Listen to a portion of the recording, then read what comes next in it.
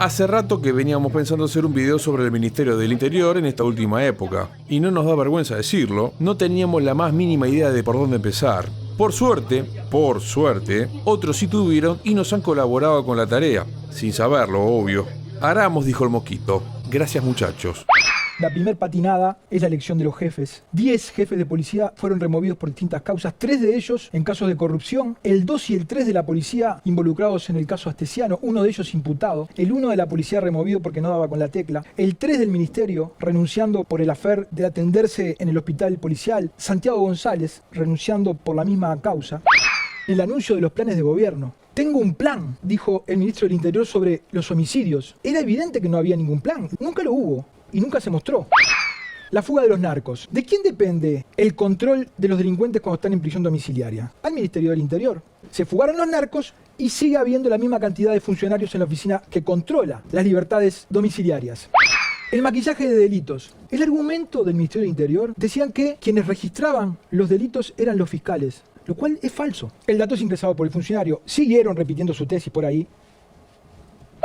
Otra patinada, el caso una cuestión de trámite administrativo que se terminó acelerando la concesión de un pasaporte cuando se podía haber dejado que transcurrieran los trámites normales, termina en una crisis en la que los ministros terminan admitiendo que le mintieron al Parlamento porque el Ministerio del Interior sabía que se trataba de un delincuente muy peligroso.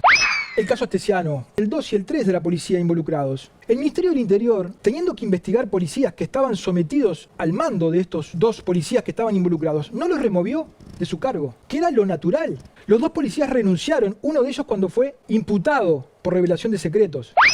Y llegamos al caso Penades, un ministro del Interior sentado en una conferencia de prensa con el legislador acusado de pedofilia, a quien tenía que investigar la policía. Es extrañísimo que Taroco hubiera hecho eso, el jefe del CONCAR, de tratar de averiguar quiénes eran las víctimas y que Mendoza no hubiera sabido. Y si Mendoza supo, la suspicacia de que lo puede saber el ministro.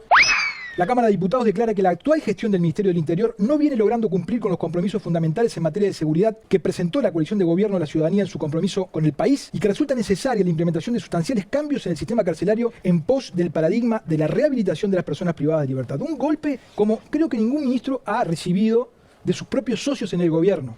Pero la cosa parece no tener fin. Fiscalía estaba trabajando en el famoso caso de los niños envenenados, donde resultó asesinada la madre del actual ministro del Interior. Y pasaron cosas. El oficial principal que estaba trabajando el caso de inteligencia y su ayudante entran de forma irregular al Guardián y extraen parte de esas conversaciones. En la extracción de la información, uno de los policías involucrados es hijo de quien revistió en inteligencia en aquella época, en 1978, cuando se mandaron esas 3 botellas de vinos.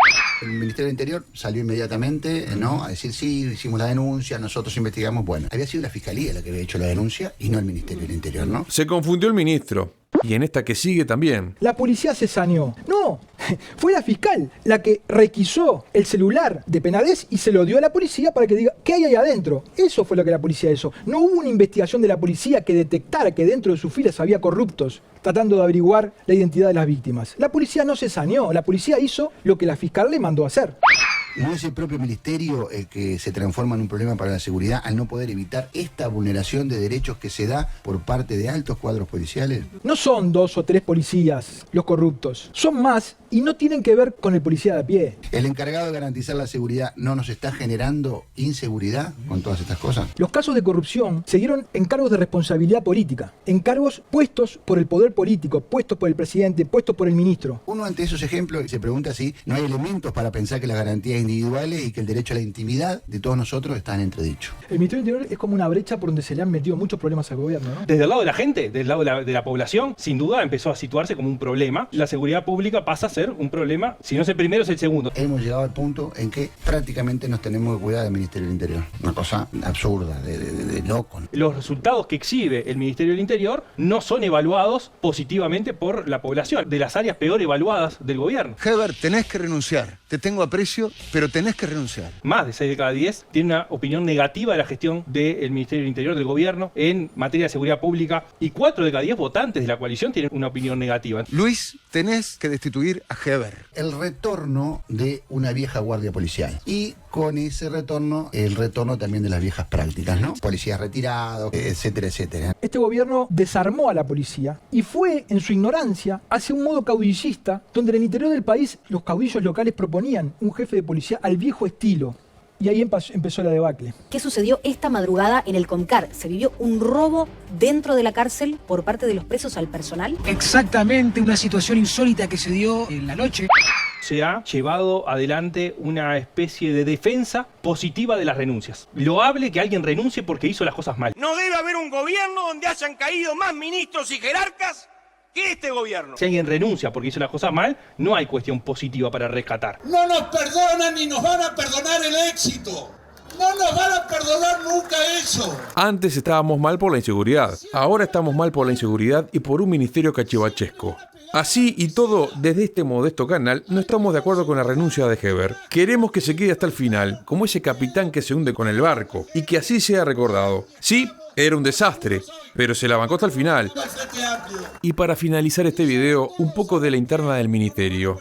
Después de que el cambio que se dio en el ministerio y el nuevo rol que adquiriste, no tenías tareas. No. O sea, no estás haciendo nada en el ministerio. No te digo nada, pero muy poquita cosa. Es una tristísima realidad. Usted fue muy duro con Diego Sanjurjo, por ejemplo, con Andrés. Sí. ¿Cuánto tiempo estuviste en esa situación de no hacer nada? 4, 5, 6 meses a la fecha. A mí no me va a explicar un académico que vivió en Europa toda la vida que el problema que tenemos en las cárceles son las drogas. No preciso una encuesta. Se empieza sentido común. Pero no renunciaste todavía. La renuncia no la presenté. Después que escribí el tweet, muchos me dijeron, el ministro te va a pedir la renuncia. Puede ser. Si se lo encuentra Sanjurjo acá en el pasillo de la radio, lo cago a trompadas. Literalmente lo cago a trompadas. Y él lo sabe. No tiene bomba. Si te gustó el video, dale like, suscríbete y compartilo. Si querés y podés colaborar con el canal, hacelo desde la cuenta de Patreon en la descripción del video. Y a los que ya están colaborando desde esta plataforma, nuestro más profundo agradecimiento.